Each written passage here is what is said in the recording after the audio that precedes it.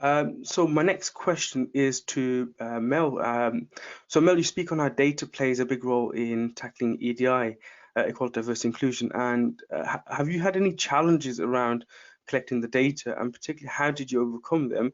And also, when we're talking about the data angle, where should organizations start when it comes to addressing EDI? Oh, so many challenges. I think, especially in a freelance industry, the film industry just isn't set up for collecting data. It's just not done. I mean, up until the sort of GDPR rules, I think a lot of people used to do their contracts and kind of hold things in cardboard boxes on the floor, and so it really wasn't set up for that. So it's really been about embedding it into industry, and we're still trying to do that. It's not easy. But I think other industries manage to do this. I fill in an equality monitoring form when I go to the dentist. I really don't think that we should be too worried about, sensitive data, or worrying that people don't want to fill that in. So I think it's about advocacy. I think it's about making people understand why the data is necessary. Cindy's right. It's absolutely about accountability.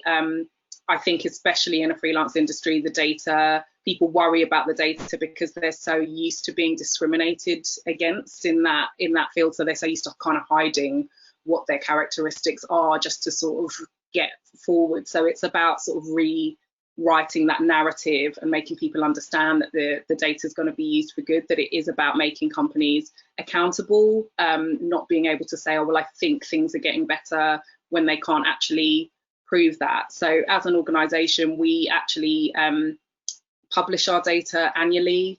So that's who we fund and who we employ. And we cut that in our organization, not just about the percentages, but through every level. So, again, to Cindy's point, that it's not just about entry level, but who gets to move through the company. And that's kind of really helped us as a team as well to sort of advocate for some of the things that we want to do, because it's stark and it's clear.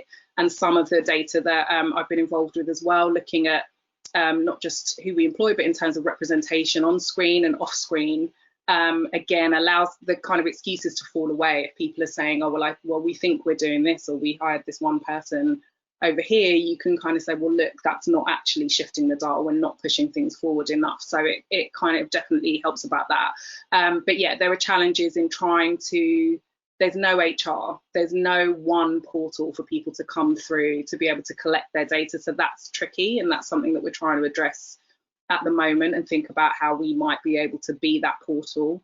And also, I think just a fear. There's a fear of data that we've had to overcome as an organisation, in terms of people feeling like it's going to be used to bat us over the head with or to criticise.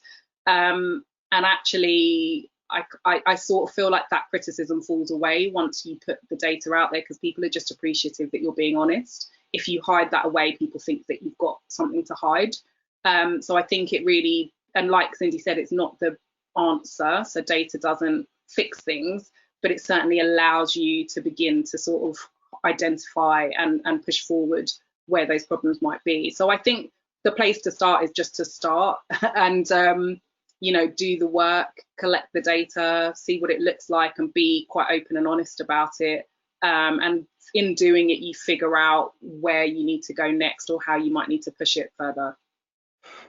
And Mel, just on that, is there any particular data that you'd recommend starting with?